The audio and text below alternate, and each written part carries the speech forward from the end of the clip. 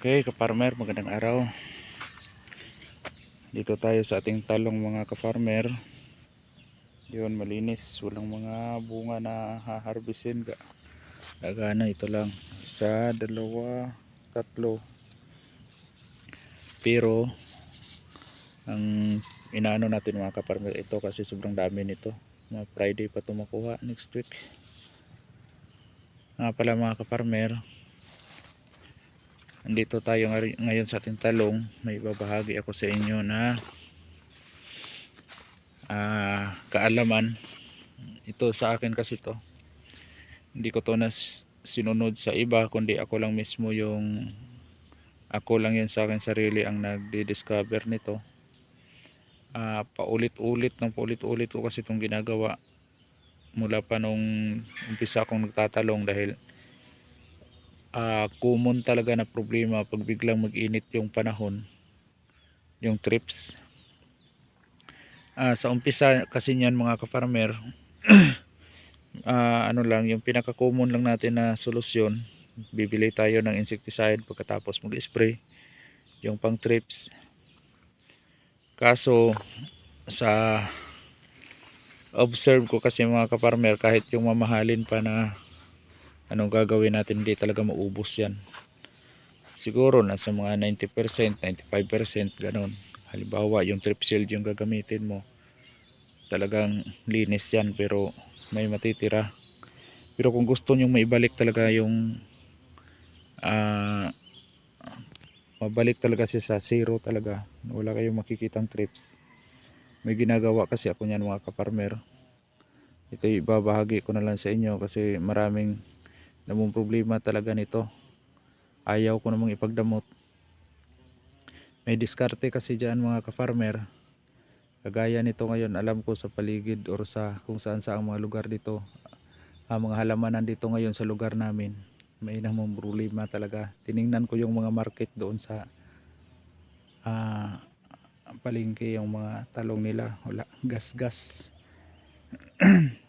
Ganito kasi yun mga kaparmer. Bago nyo ito gagawin, dapat at least 2 days before mo itong gagawin, nag-spray na kayo ng systemic na fungicide. Systemic mga kaparmer, huwag yung contact. Systemic na fungicide, at haluan nyo ng calcium, calcium boron and zinc. Yun ang gagawin nyo. Pwede nyo na rin salihan yung salihan ng yun siya, para isahan lang na pagkatrabaho. Lagyan nyo na rin ng pang trips, para pagka 2 days huwag na kayo mag spray ng pang trips. Yung systemic fungicide, calcium boron and zinc, tapos yung pang trips, halimbawa ang gagamitin nyo is trip shield. Mas maganda, suggest ko sa inyo trip shield talaga. Pagkatapos, pagdating ng pangalawang araw mga kaparmer, sa gabi, liguin nyo yung talong. Mas maganda pati yung ilalim ng dahon susundutin nyo. Kung hindi man, basta liguin nyo talaga ng liguin. Gawin nyo yan successive 3 araw. Pagkatapos ng 3 araw mga kafarmer, titingnan nyo, i-check nyo lahat ng dahon kung may trips pa ba. Ganon lang yun mga kafarmer. Pero huwag nyong tigilan yan, yung ginagawang ganyan mga kafarmer, hanggat hindi babalik yung tag-ulan. At yung benepisyo pa niyan mga kafarmer, yung pagdidilig kasi ng tubig sa lupa para makasipsip ng tubig yung tanim natin, hindi yun sapat mga kafarmer. Pag once binabasa nyo yung dahon, yun yung parang sinusubo nyo na sa bunganga. Dahil yung tanim nyo mga kafarmer, gaya nitong talong, pag once na nababasa yung dahon, hinihigop ng stomata yung dahon, tubig sa dahon, kaya busog na busog yung tanim. Pero kung sa lupa lang mga kafarmer, Kailangan pang kunin ng ugat bago niya iakyat sa itaas. Matagalan siya sa proseso at magkukulang talaga yan.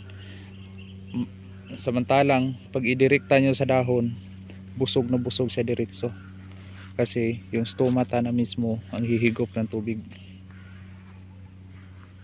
Sana may nakukuha na naman kayong kaalaman kahit konti.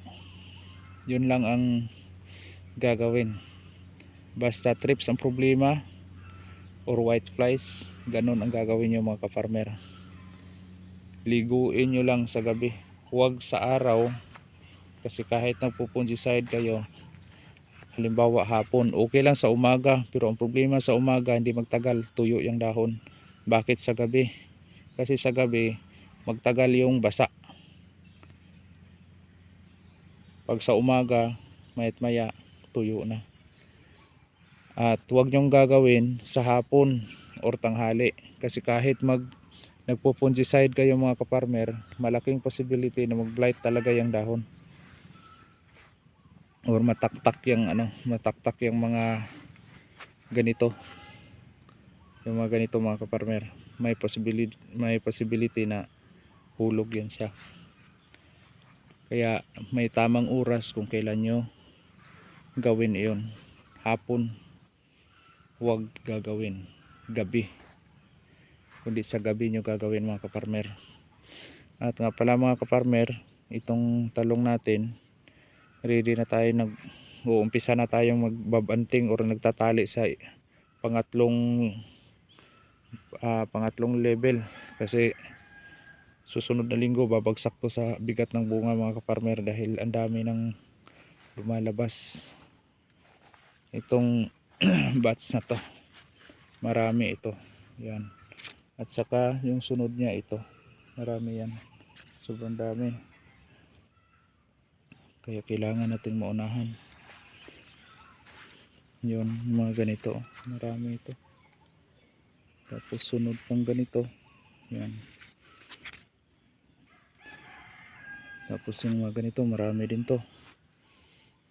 Okay mga ka-farmer, liguin nyo talaga ng liguin yung husto, basain nyo talaga yung tanim ng husto sa gabi.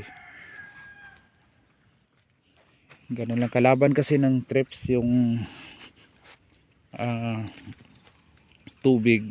Hindi sila makapag-ovulate, at saka hindi sila mapakali, hindi sila discomfort yun sa kanila eh.